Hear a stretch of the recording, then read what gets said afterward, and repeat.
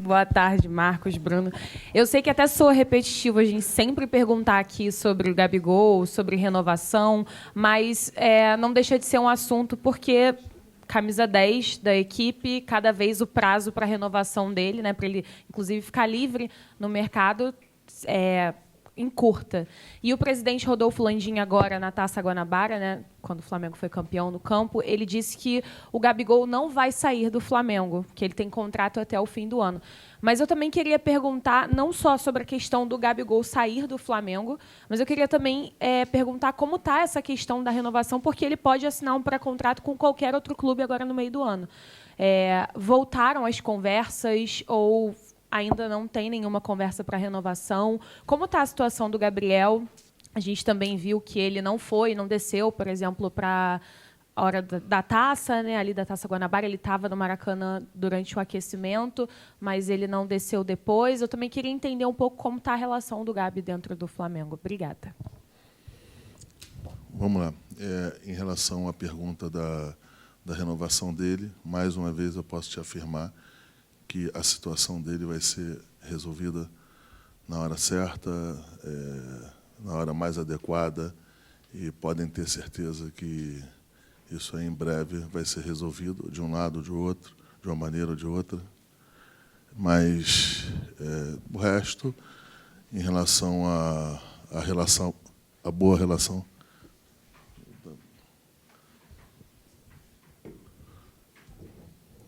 do resto, o Gabriel sempre teve uma boa relação com a comissão técnica, boa relação com a gente aqui. Em momentos pontuais, depois de tanto tempo já de estar aqui no clube, lógico que poderia ter uma situação ou outra, mas é um atleta que cumpre os seus horários, é um atleta que cumpre os seus deveres e é um atleta que sempre vai ser respeitado por nós e também nos respeita muito. Então, não tem qualquer tipo de problema com o Gabriel aqui dentro.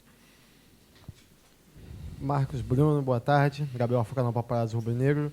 Queria saber como é que vocês estão enxergando os mercados que são menos, entre aspas, conhecidos, né? O Flamengo tem o Shola, que é o jogador nigeriano, e essa semana acertou a contratação de outro jogador nigeriano também para a base. Queria saber como que vocês enxergam esses mercados, tem a possibilidade de jogadores, né, de outras regiões, além da Europa e da América do Sul, chegarem ao Flamengo, talvez no meio do ano, ou em alguma janela futura? Obrigado.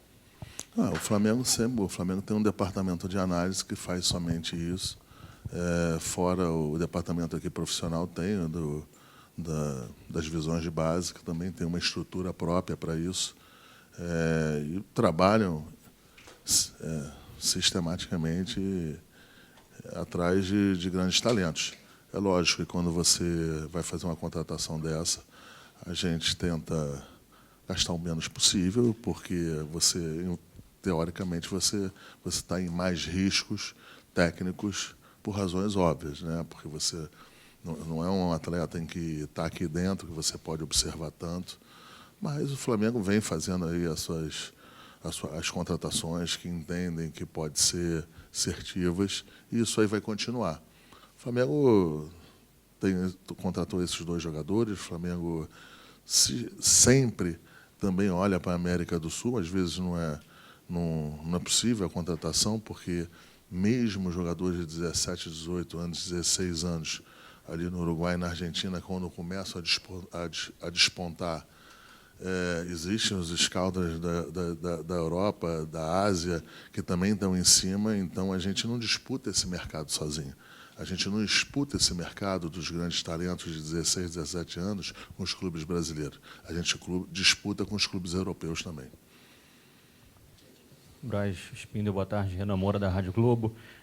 Horas atrás, ontem, né, o John Textor trouxe uma afirmativa que pode ter sacudido aí o futebol brasileiro, que ele teria gravações de árbitros exigindo propina.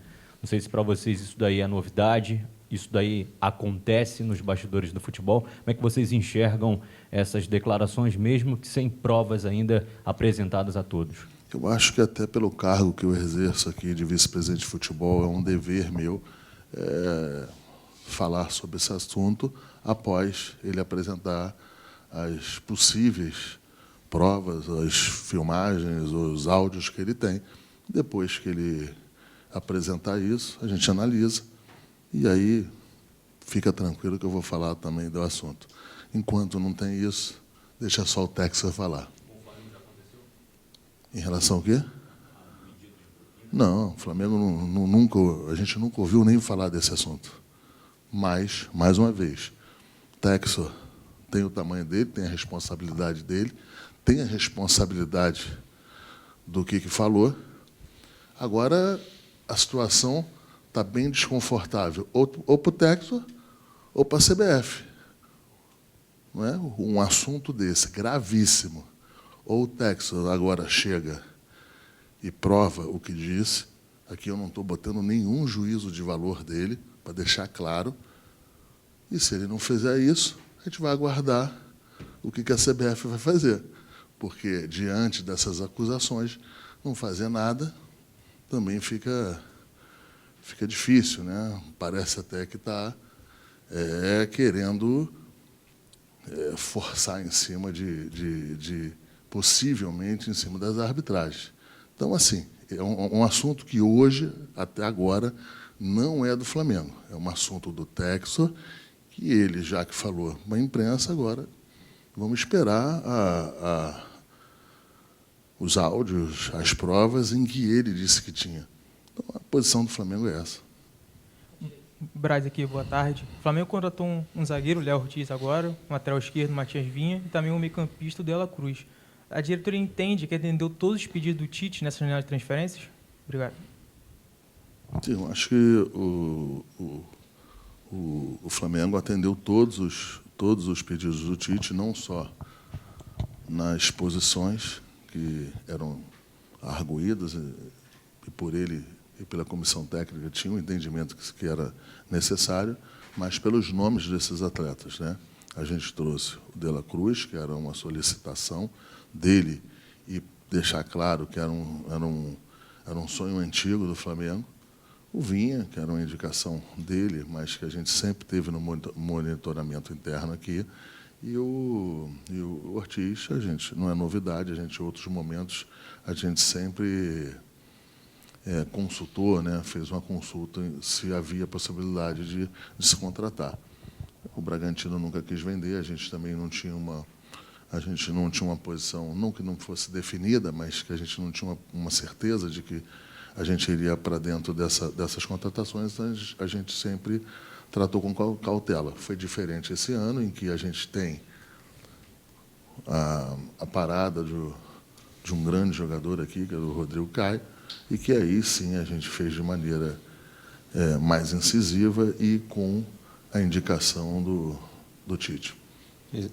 Só complementar um pouco aqui o que o Marcos disse, aproveitando o gancho, acho que vocês podem ver, em relação às contratações que o Flamengo tem feito, é que todos os atletas, e é o que a gente busca, porque se fala muito de questões financeiras, etc., o que a gente busca em todos os atletas, além da questão técnica, de todo o processo de seleção, é o propósito a que eles vêm aqui ao Flamengo, que é o mesmo propósito do presidente Rodolfo Landim, do Marcos, do meu, do Tite, de todos os atletas que estão aqui, que é o que nos une a todos, que é ver o Flamengo campeão.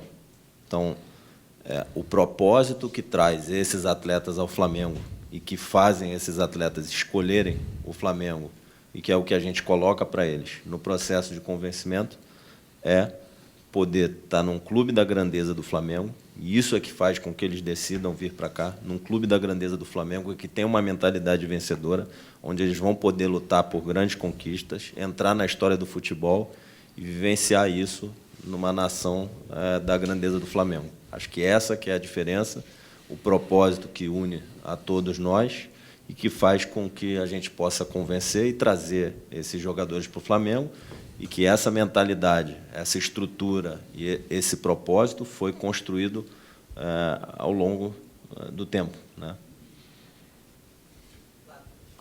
Marcos, Bruno, boa tarde. Queria levantar a bola para vocês falarem um pouco mais sobre a negociação com o Maicon, né? O atleta optou por ficar no Corinthians, mas... Optou por onde? Isso ficar... é o que você está falando, né? E que noticiou. Só para deixar claro. Não, tranquilo. Só para deixar claro. Tranquilo. O atleta ficará no Corinthians, pelo menos nesse primeiro semestre. Melhorou. E teve proposta, não teve proposta? Dia Como foi? 19 de fevereiro, o Flamengo fez uma proposta para o Shakhtar. E a proposta foi recusada. É difícil, aí para quem acompanha a gente aqui há 5 anos, 5 anos e 3 meses, a gente fazer uma proposta em que, por um clube, em que não tenha sido bem encaminhada com o empresário ou com o atleta. Certo? Não estou mais na fase de menino nem de amador. Se a gente fez a proposta para o Shakhtar, é que as coisas andaram bem na outra ponta. Certo? O que aconteceu é que o Shakhtar negou a proposta do Flamengo. Esse sim, esse negou. E a gente, por razões internas aqui, a gente entendeu que não deveria ou que poderia fazer uma contraproposta. O tempo foi passando, a gente tinha a situação do prazo do dia 7 e o Flamengo não avançou nesta negociação, em que, em função também da demora que a gente perdeu, posso falar dessa maneira, perdeu muito tempo em relação ao Ortiz. Enfim, então foi isso que aconteceu. Mas eu te respondi, contribuí, mas não vou falar mais do assunto. Não quero falar de assunto de jogador que eu não contratei. Mas a narrativa de São Paulo lá é editada para não. Aí eu não sei. A gente mandou a proposta para o 19. Por razões óbvias, não deve ter sido recusada no dia 19. Tem fuso horário, tem. A proposta tinha. Exatamente. Tinha 48 horas de validade. Entendeu? Então, enfim, mas é um assunto que desejo boa sorte para o Corinthians, para o Maicon. Agora, não procede aquela narrativa em que estão querendo atribuir lá pelos setoristas que cobrem o Corinthians. Mas está bem, é do jogo. O setorista tem que ficar, teoricamente, tem que ficar bem lá. Mas vamos embora, segue. Marcos Espíndola, boa tarde. Thiago Lima do GE. Peraí, deixa eu não estou aguentando. Como é que eu vou fazer uma proposta para um time, depois de tanto tempo aqui, em que eu acho que as coisas já não tinham sido bem adiantadas? Tem que ser muito, muito menino, tem que ser muito amador para você não fazer a situação inversa. Até porque, se vocês pegarem aí todas as apresentações aí, você vai ver um negocinho. Desde quando eu falei com o Marcos, desde quando eu falei com o Bruno, sempre os jogadores que se apresentam assim, porque isso aqui é o que a gente faz. Primeira coisa que a gente faz é saber se o jogador quer ou se tem a possibilidade de escolha de vir para cá, porque às vezes é uma escolha de vida, não é só a escolha esportiva. O jogador, quando está fora, às vezes o jogador está em São Paulo, tem criança na escola, tem criança adaptada, a gente não sabe, às vezes. Então, a gente sempre tem esse cuidado, e eu acho que sempre deu certo aqui. Lógico, a gente tem um poderio aqui da força do Flamengo, da força financeira, mas existem muitos jogadores que a gente traz aqui também em relação a que a gente faz da maneira correta. Mas só isso, mas boa sorte para o Maicon, boa sorte para o Corinthians, e é isso. Eu acho que é um assunto que eu sabia que iria vir aqui, mas é um assunto que eu não gostaria de falar mais. Bom, Marcos Espíndola, até uma pergunta para os dois, se vocês quiserem responder. Queria saber se vocês já consideram esse elenco para o primeiro semestre fechado, ou se essa brecha que vai ter, né, do dia 1º ao dia 19 de abril, vocês ainda consideram fazer algum investimento? E até entrando no tema da questão orçamentária, né, do valor que foi aprovado em orçamento para vocês investirem na janela, vocês investiram dentro do orçamento, mas praticamente gastou ali perto, né, do limite. Como é que fica isso? Vocês conseguem aumentar esse valor para investir já no primeiro semestre, só para a próxima janela, só para explicar para o torcedor? Não, o Flamengo ainda tem uma sobra bem pequena, tem uma sobra para fazer investimento. É lógico que quando a gente fala dessa sobra, se for só a sobra, a gente não consegue trazer um jogador da prateleira em que a gente acha que seja interessante, mas a gente vai continuar trabalhando, a gente vai tentar a gente ainda vai tentar usar esse tempo que a gente tem ainda de contratação para que a gente possa mapear o mercado e talvez traga um outro jogador. A gente ainda pensa fazer isso. Não é certo, é complexo, até porque só podem ser os jogadores aqui que estejam nos estaduais. Se os jogadores estiverem fora, você não consegue fazer as inscrições, enfim. Mas a gente está trabalhando para isso aí. Ainda não. Se tiver um jogador que a gente se sinta confortável, que esteja dentro do orçamento, não tem o porquê não fazer. Aqui. Luiz Assado, UOL, saindo um pouco do tema do mercado, amanhã vai ter um Fla-Flu que aqui no Rio ainda é de torcida dividida, né? Tem uma tendência aqui no país de torcida única, desse debate sobre torcida única. Até no ano passado isso foi levantado aqui no Rio, né, por conta das brigas de torcida. Queria saber como vocês sentem sobre o assunto, sobre o tema do Rio ainda resistir a esse tema da torcida única. Obrigada. A minha posição, até pessoal, né, não dá para descolar com a posição de vice-presidente de futebol, junto com a da Federação do Rio de Janeiro, junto com o presidente Rubinho, em que a gente entende que é possível fazer os jogos, os clássicos, com duas torcidas.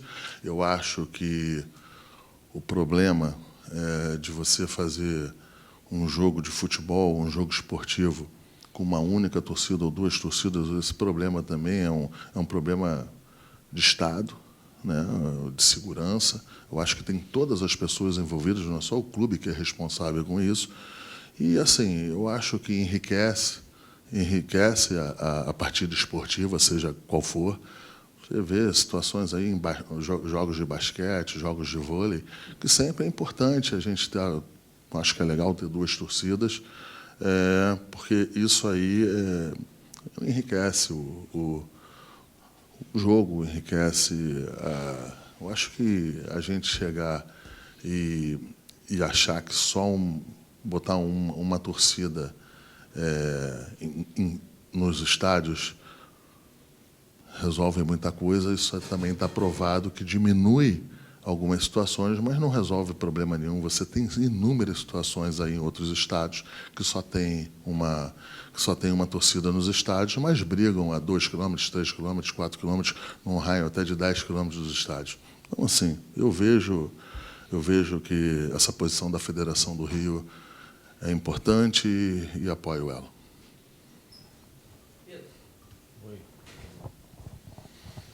Marcos, Bruno, tudo bem? Enfim, fechou a janela e vocês tentaram, quer dizer, o Flamengo, com outras instituições, tentou a questão do calendário, né, com a CBF e tudo mais. O quanto preocupa vocês e o quanto preocupa a comissão técnica, algumas vezes já externou em coletivo no Maracanã, que preocupa essa questão da Copa América, porque, enfim, o Flamengo potencialmente vai ter os 4 uruguaios, o Pulgar, e aí tem o Ayrton Lucas, você pode ter o Pedro, enfim. É uma situação que a torcida, você observa em redes sociais, até no Maracanã, às vezes, conversando, parece que aflige a torcida por conta desse período da Copa América. Alguma solução que vocês podem pensar, enfim, a janela, a contratação, enfim, o que pode ser feito? Ou não pode ser feito? Não tem muita coisa para se fazer. Eu não posso ter aqui o dobro do orçamento, o triplo de orçamento, porque de um erro crasso, um erro que eu acho que é na contramão do futebol mundial. Já falei isso aí, se você pegar aí as 30 nacionalidades mais importantes do mundo do futebol, o único campeonato em que não para a data FIFA é o da CBF. Então, os outros 29 países estão certos e o Brasil está errado, ou ao contrário, o Brasil está certo e os outros 29 estão errados. Então, assim, não existe. O Flamengo vai ter... É importante isso. Se você não perguntasse, com certeza eu iria falar, O Flamengo vai ter 9 jogos do Campeonato Brasileiro, são 27 pontos, que não terão 4 ou 5 titulares ou 6 jogadores à disposição. E por incrível que pareça, a gente fala, mas a gente não vê isso sendo reverberado na imprensa ou em outros lugares. Eu acho até porque é um assunto tão chato, não é menos importante, mas é um assunto tão chato que eu acho que quando passa, que vocês passam pelas pessoas que veem vocês na televisão, que leem as suas matérias, eu acho que eles também passam também. Eles chegam e não leem e não têm um interesse, porque é um assunto chato, mas não deixa de ser importante. E não tem o que fazer, não tem o que fazer. A gente reclama, a gente bota no papel, a CBF acha que não tem problema, que está tudo tranquilo, e eu não vejo de coração também aí as empresas de comunicação também preocupadas com isso, não. E para complementar o que o Marcos falou, acho que a CBF provavelmente fez uma escolha de proteger o campeonato que é mais rentável para ela, embora esportivamente o Campeonato Brasileiro seja o campeonato ali que praticamente sustenta os clubes da Série A e B. É o campeonato que traz mais recursos financeiros para esses clubes, mais que Libertadores, mais que Copa do Brasil. Se você ainda levar em conta sócio-torcedor, bilheteria, patrocínio, tudo que esse campeonato traz, é o campeonato que traz mais jogos aí durante a temporada, que é o campeonato mais disputado do mundo, e a CBF não trata com o devido cuidado, carinho e respeito esse campeonato. Acho que por uma questão comercial, mas não posso afirmar que não estou lá. Os clubes colocaram sua posição de achar uma solução com uma sugestão para que não fossem tão prejudicados, e não estão prejudicando só os clubes, está prejudicando esportivamente e comercialmente a todos os clubes, porque está tirando o valor do produto. Quando você pega não sei quantos atletas convocados que jogam no Campeonato Brasileiro vão ter ali, mas eu acho que deve ser entre 30 e 40 atletas de seleção. Então, você vai ter 9 rodadas do Campeonato Brasileiro sem esses 40 atletas de seleção. É óbvio que diminui, é natural de se achar que se diminua o interesse do torcedor de ir ao estádio, de assistir em qualquer plataforma que ele possa ver o jogo durante esse período, sem falar, e aí o Marcos já falou, o assunto é chato mesmo, e é chato ser repetitivo aqui, na isonomia esportiva que a CBF sempre defendeu, e para essa questão ela rasga a isonomia esportiva e tudo bem, vida que segue. Fez um ofício ali, vamos dizer assim, protocolar, né? Simplesmente assim, eu decidi já que o brasileiro vai ser o campeonato mais prejudicado, vamos escrever alguma coisa racional para justificar. Essa é a forma que a gente vê a posição da CBF. Mas, como o Marcos disse, assim, não tem o que a gente fazer, você perder 6, 8, 10 jogadores por 9 rodadas, não tem o que você faça em termos de manejo de elenco que possa fazer frente. A gente vai ter que contar com o nosso sub-20 aí para ajudar o grupo durante essas 9 rodadas aí, para o Flamengo poder brigar pelo título brasileiro, mesmo sem todos esses atletas aí durante a Copa América, que é quase um quarto do campeonato. Então, é gravíssimo, mas a gente não vai desistir, não. Vamos lutar pelo título brasileiro até o final. A gente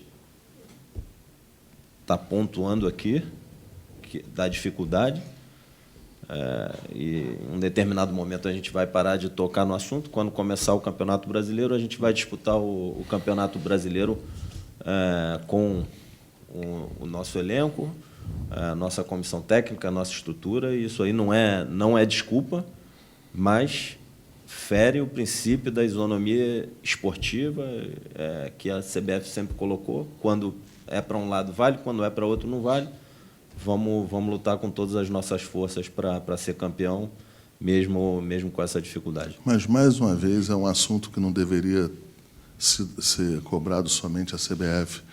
A gente tem inúmeros programas esportivos, inclusive onde você trabalha, em todas as outras, e eu vejo muito pouco a abordagem desse tema. É um tema que eu acho que também é chato, talvez não dê audiência, isso é normal, é do jogo, eu entendo isso, mas é um assunto que deveria ser mais debativo, mais falado, e até porque pela importância desse tema. Não é possível que um campeonato que no mundo inteiro pare, a gente não consegue parar e a gente disputa 9 jogos, que são 27 pontos. Se você fizer aí um recorte aí nos últimos 20 campeonatos brasileiros, quantos pontos foram que o primeiro ganhou, que chegou em primeiro lugar do segundo colocado? 5, 4 pontos, 3 pontos, 2 pontos. Então, 27 pontos, eu acho que são números consideráveis. Fora isso, ainda tem 2 jogos da Copa do Brasil, que são jogos em que são eliminatórias, mata-mata, quer dizer, tem uma importância também muito grande, e ninguém fala nada. Mas é o que o Bruno falou. A gente vai falar desse tema aí até o primeiro dia do jogo do Flamengo no Campeonato Brasileiro. Vai virar mantra nossa aqui. A não ser que alguém mande a gente parar de falar, que também pode acontecer. Aí a gente para.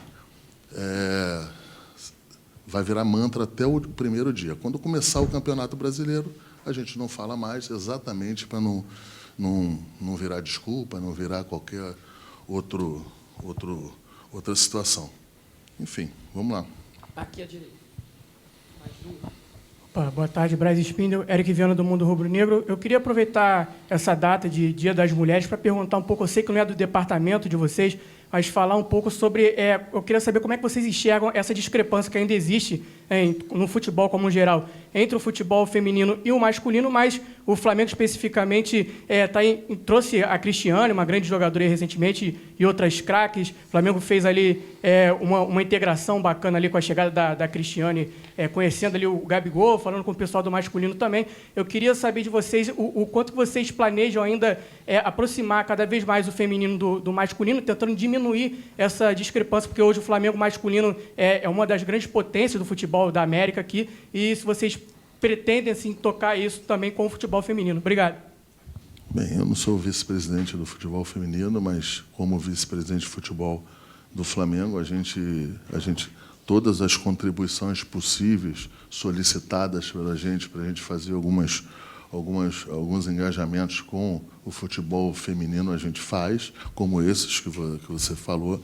A gente trata com o maior respeito esse assunto. O Flamengo vem, dentro do possível, dentro do esforço enorme, fazendo investimentos nessa área, no futebol feminino. Eu espero que esse orçamento seja aumentado sempre e que tenha também o reflexo das empresas entenderem também sobre a importância do futebol feminino e também botem mais dinheiro, mais estrutura, para que a gente aí sim possa diminuir assim e tal. Eu acho que esse abissal entre o futebol feminino aqui no Brasil e o futebol masculino. E complementando, assim, o Flamengo é também um clube de esportes olímpicos e tem uma centena de atletas nos esportes femininos, inclusive medalhistas olímpicas, e o Flamengo faz o investimento nas modalidades, desde a base até o profissional. Não só o futebol, mas também em outras modalidades, com muito sucesso. Então, o Flamengo, tanto no futebol feminino, como em todas as modalidades, em diversas modalidades de esportes olímpicos também, o Flamengo está sempre muito atento, investindo pesado e fomentando o desenvolvimento do esporte em todas as categorias. A última pergunta aqui. Boa tarde, Marcos. Boa tarde, Spindel. Eu não quero parecer repetitivo com a pergunta do colega Pedro Henrique Torres sobre a CBF, mas a CBF publicou uma nota nas redes sociais falando sobre as novidades do Campeonato Brasileiro para essa temporada. E entre essas novidades, ela traz que, pela segunda vez na história, o Brasileirão será paralisado durante os períodos da data FIFA. E, se eu não me engano, a Copa América é uma data FIFA, né, e não será paralisada. Queria saber o que vocês acham sobre isso. E o presidente Rodolfo Landim deu uma entrevista para mim, para o Paparazzo, após a vitória, conquista do título da Taça Guanabara, dizendo que teria uma reunião durante essa semana para tratar desse tema do calendário da Copa América. Gostaria de saber se tem alguma novidade sobre isso também. Obrigado. Não, nenhuma. Se o presidente Rodolfo Landim disse que ia fazer uma reunião, ele é o presidente do clube, não precisa reportar isso a ninguém, mas eu não tenho esse conhecimento nem oficial, nem extraoficial. É isso, então. Muito obrigada, Marcos Braz, Bruno Spindel. Obrigada a todos presentes aqui no CT.